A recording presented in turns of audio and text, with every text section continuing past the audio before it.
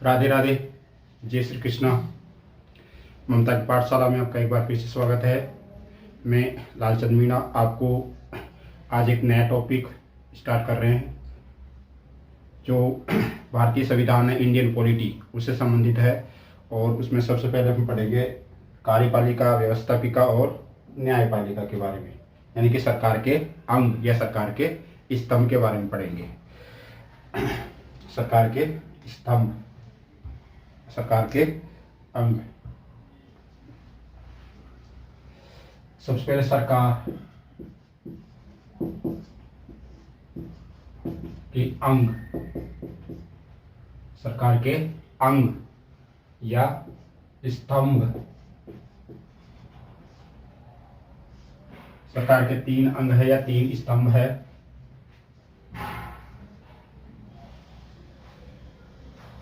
एक तो है कार्यपालिका,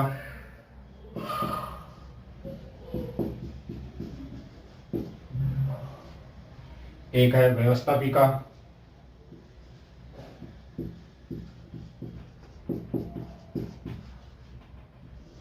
और एक है न्यायपालिका।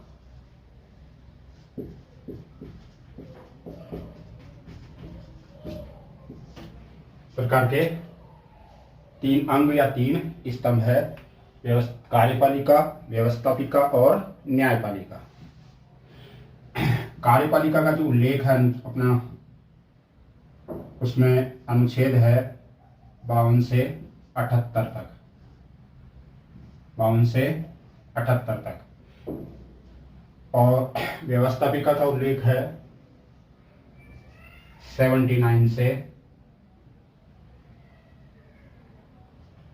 123 यानी कि 123 तक, 79 से 123 तक। और न्यायपालिका, इसका उल्लेख है संविधान के अनुच्छेद 124 से 147 तक। सरकार के 3 अंग, कार्यपालिका अनुच्छेद 52 से 78 तक, व्यवस्थापिका अनुच्छेद 79 से 123 यानी कि 123 तक, और न्यायपालिका 124 से 147 तक। सबसे पहले कार्यपालिका। कार्यपालिका का जो मुख्य कार्य है कानून निर्माण करना, कानून का निर्माण, कानून का निर्माण करना, ये किसका कार्य है? कार्यपालिका का। व्यवस्थापिका है, वो इन कानूनों को के अनुसार, जो कार्यपालिका कानून बनाती, उन कानूनों के अनुसार वो शासन करती है। कानूनों के अनुसार या कानून के अनुसार शासन, कानून के अनुसार शासन करना, ये किसका कार्य है? व्यवस्थापिका का कार्य है। और न्यायपालिका है, इन कानूनों की न्यायिक समीक्षा करना, कानूनों की न्यायिक समीक्षा, न्यायिक समीक्षा करना और इनकी रक्षा करना, इन कानूनों की न्यायिक समीक्षा करना और इनकी रक्षा करना। कार्यपालिका कानून का निर्माण करेगी, व्यवस्थापिका कानूनों के अनुसार शासन करेगी और न्यायपालिका उन कानूनों की न्यायिक समीक्षा करेगी और उन कानूनों की क्या करेगी? रक्षा करेगी।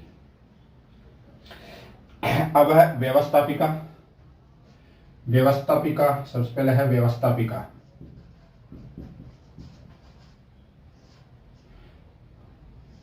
व्यवस्थापिका,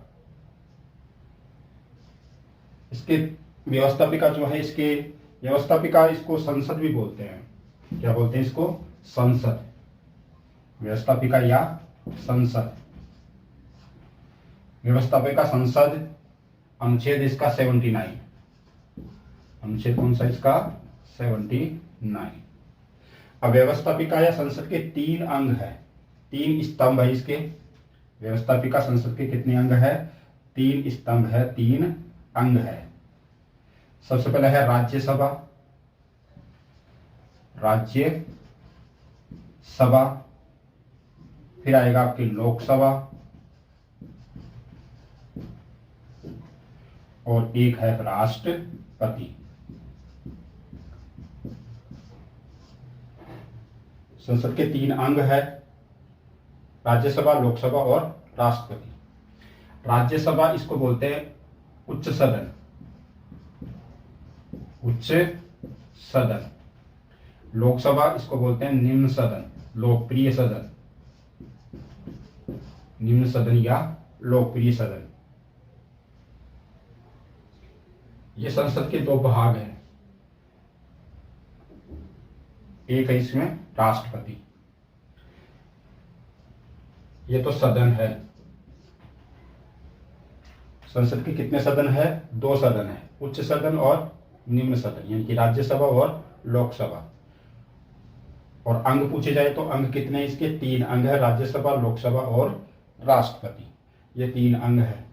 एक बार इसका स्क्रीनशॉट ले लो।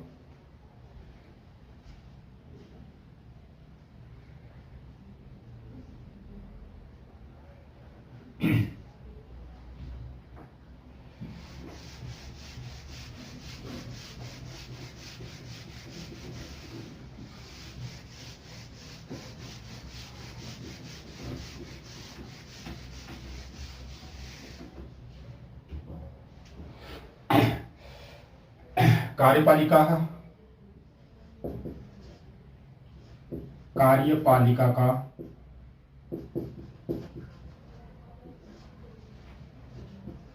का संवैधानिक प्रमुख,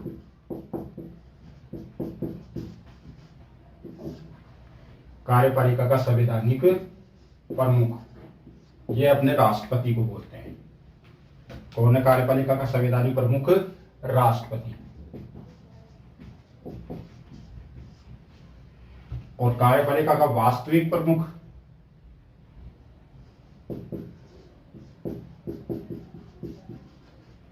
कार्यपालिका का वास्तविक प्रमुख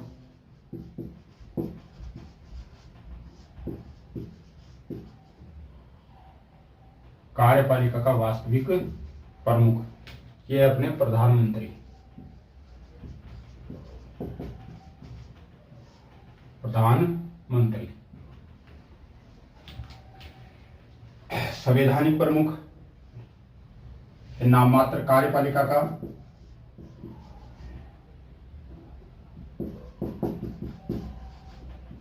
नाम मात्र का प्रमुख,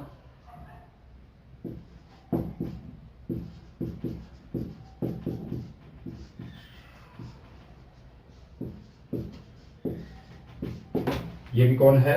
राष्ट्रपति।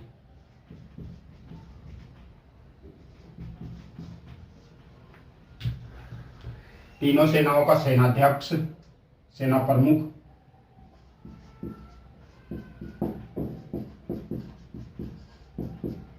तीनों सेनाओं का सेना प्रमुख या प्रमुख,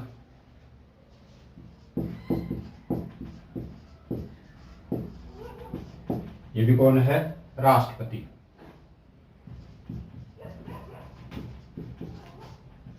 तीनों सेनाओं का सेना प्रमुख। कार्यपालिका का संवैधानिक प्रमुख राष्ट्रपति है, वास्तविक प्रधानमंत्री है, नाम मात्र का प्रमुख जो है वो है राष्ट्रपति है, और सर्वोच्च सेनापति या तीनों सेनाओं का जो सेना प्रमुख है वो भी कौन है? राष्ट्रपति है। और अपने राष्ट्रपति की जो संवैधानिक स्थिति है, राष्ट्रपति की संवैधानिक स्थिति,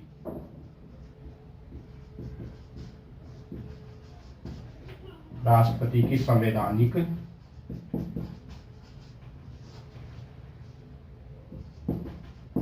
स्थिति वो है ब्रिटेन के प्रधानमंत्री के समान, राष्ट्राध्यक्ष के समान, ब्रिटेन के राष्ट्राध्यक्ष के समान,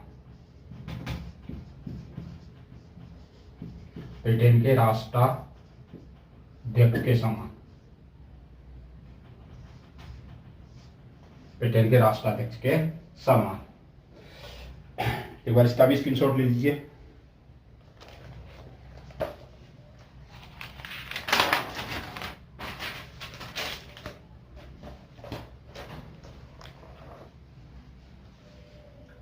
अब राष्ट्रपति के जो प्रमुख अनुच्छेद है, राष्ट्रपति के प्रमुख अनुच्छेद, कि कौन सा अनुच्छेद में उसकी किसका वर्णन किया गया है उसके बारे में। सबसे पहले है राष्ट्रपति।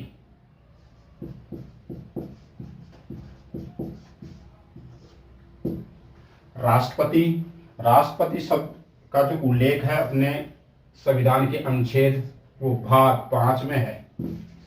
भाग 5 राष्ट्रपति का उल्लेख कौन सा है? भाग 5 में राष्ट्रपति शब्द का उल्लेख है। अब राष्ट्रपति से संबंधित कुछ प्रमुख अनुच्छेद जो परीक्षा की दृष्टि से महत्वपूर्ण है, जैसे शुरू होते हैं 52 से, विपणता व्यवस्था 52 से 78, जो भी सबसे पहले है 52 अनुच्छेद 52। सबसे पहले अनुच्छेद 52 पे 53, 54, 55, 56।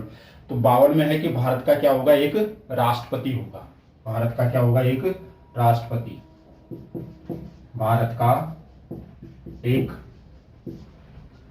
राष्ट्रपति होगा।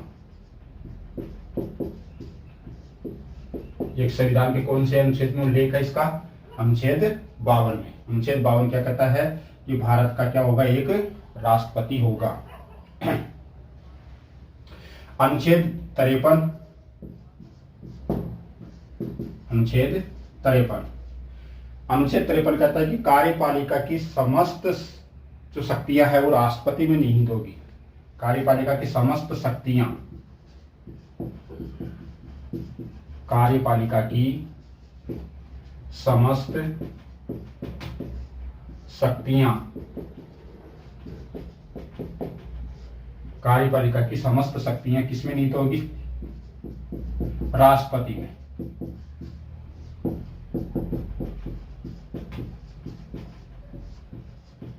कार्यपालिका की समस्त शक्तियां किसमें होगी? राष्ट्रपति में निहित होगी। अनुच्छेद 54, अनुच्छेद 54,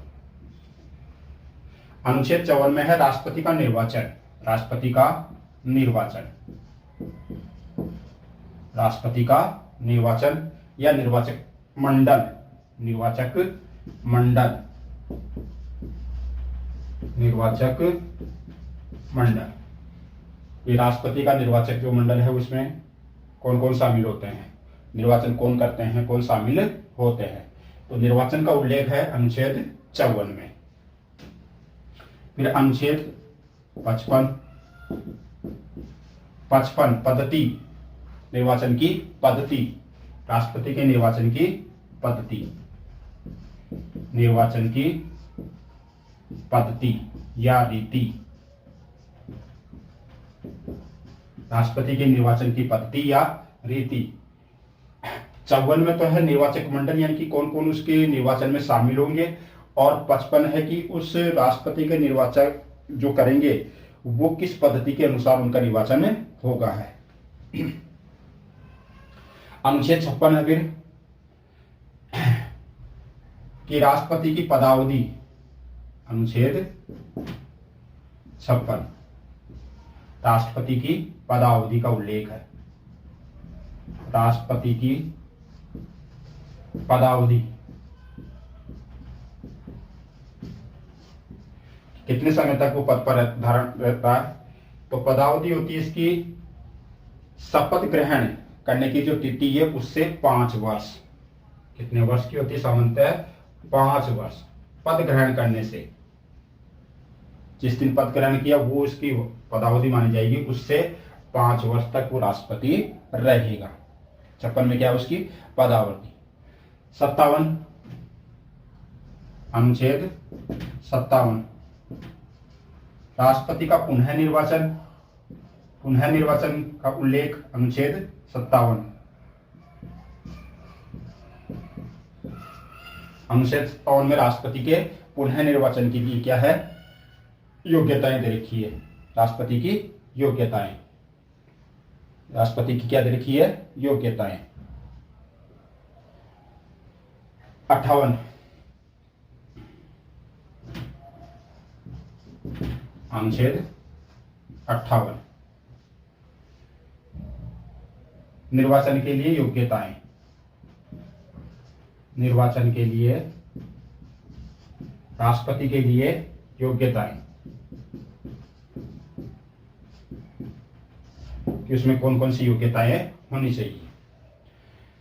अनुच्छेद 59 है, यानी कि 59 पद के लिए शर्तें हैं। अनुच्छेद 59 पद के लिए, राष्ट्रपति पद के लिए शर्तें, क्या क्या शर्तें हैं। और अनुच्छेद 60 में इसका उल्लेख है, शपथ का उल्लेख है। शपथ, राष्ट्रपति की शपथ का उल्लेख है। और एक अनुच्छेद 61